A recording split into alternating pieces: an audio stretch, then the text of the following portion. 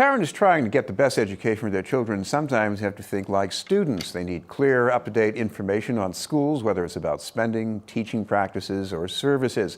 Getting that information for parents and matching it with their priorities is the goal of a nonprofit called SchoolFacts Boston. We'd like to welcome two members of its parent advisory board, Vernee Wilkinson and Michelle Novelle. Thank you both for being with us. Thank you. I'll start with Michelle because, up until now we've had a lot of parent groups and policy walks talking about schools. So why do we need a group like this one? I think one of the reasons that we need this sort of group is that information is difficult to access for parents across the city of Boston about their school choices, about how each school is structured, and about what might be the best fit for their child. Fit is very important in this community, and so one of the things that we hope to do is provide an opportunity for parents to have a place where the information is clear, accurate, and up to date when they're making decisions about their child and education. Vernee, talk about the process we're in right now, because you're not just going to lay things out for people. I guess there's a first stage where you want to know what people think is the most important. Sure. So the Family Advisory Board is currently in the numbers maybe around like 15 to 20 families that are engaged, and looking to grow up to closer to 50 or 60 families being engaged and being representative of economically and economically and across the board being representative of the makeup of the city. So coming around that table, the idea is that talking through ideas and concerns that parents have on their mind about education, as opposed to the organization more in like the reverse mode, say, well, this is what we think you want to hear about, and here's some information. It's very grassroots sort of focus, where families are saying, this is what we need more facts on, this is where we have questions, this is where we've found hang-ups in the past. How can you help us navigate this path and this process for our families? Michelle, with your own children, what kind of things do you wish you knew more about sooner? So I wish I knew a little bit more about what might be some of the opportunities that my kids might have had, given that perhaps they weren't academic powerhouses, but they had strengths in other areas.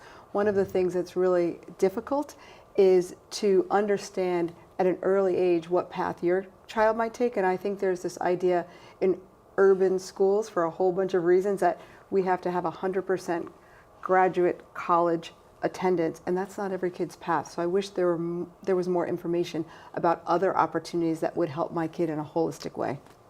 Vernee, I guess another thing that we often hear about over the years is that there's some parents say, when it comes to enrolling my kid in a school, I'm left with a lot of underperforming schools. I feel pretty, despondent about that. I mean, can you help that kind of a parent? I think the idea for a lot of those processes is a lot of parents start to take on the school selection process almost like a part-time job. So you have to, visit a school at 9 a.m. and take off a few hours from work and get an idea of what the school looks like and what the faculty, what their priorities are, and all these sort of things. So it's a lot of information to gather. So the idea would be, in some ways, maybe some of those questions and information that parents are looking for can be a little more accessible, either to supplement maybe something that they learned on a visit, or if they can't make it to a visit, maybe we can find ways to help make some of those pieces of valuable information more accessible, or even just talk about the process. Maybe the process isn't as accessible as it should be for parents gathering information. So there's a lot that parents have to synthesize when they're kind of looking at that like K1 and K2 sort of 3 to 4 year age of their child.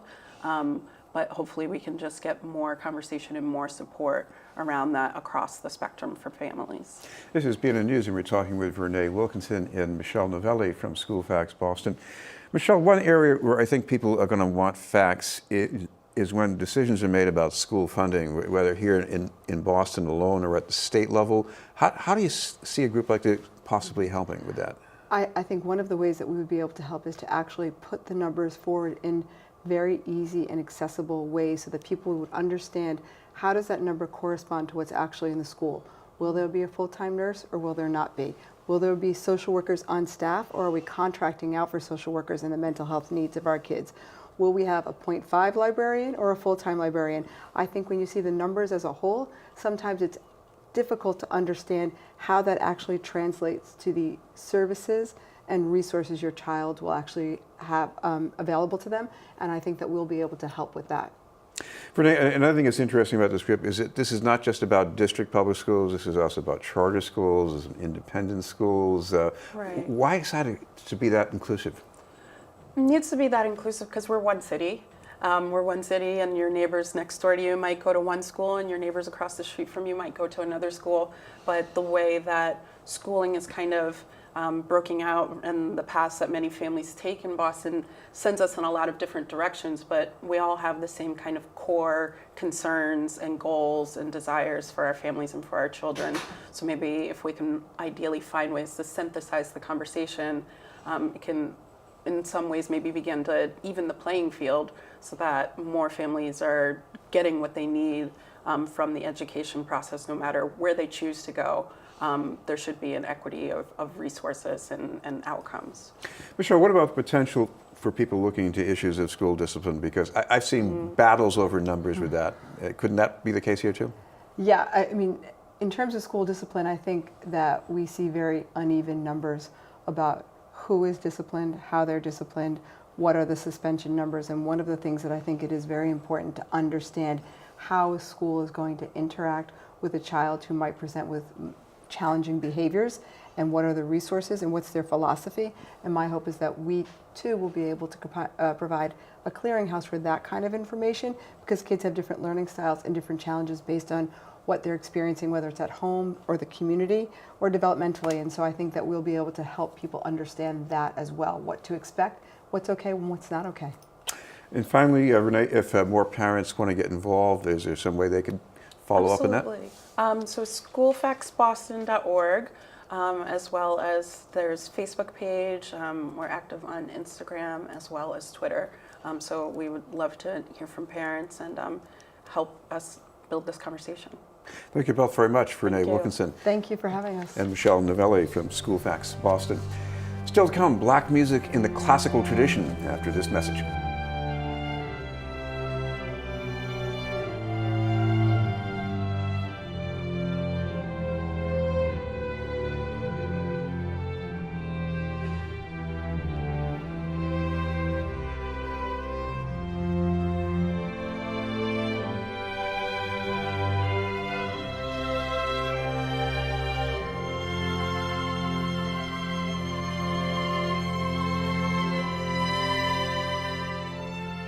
This is all cooperano.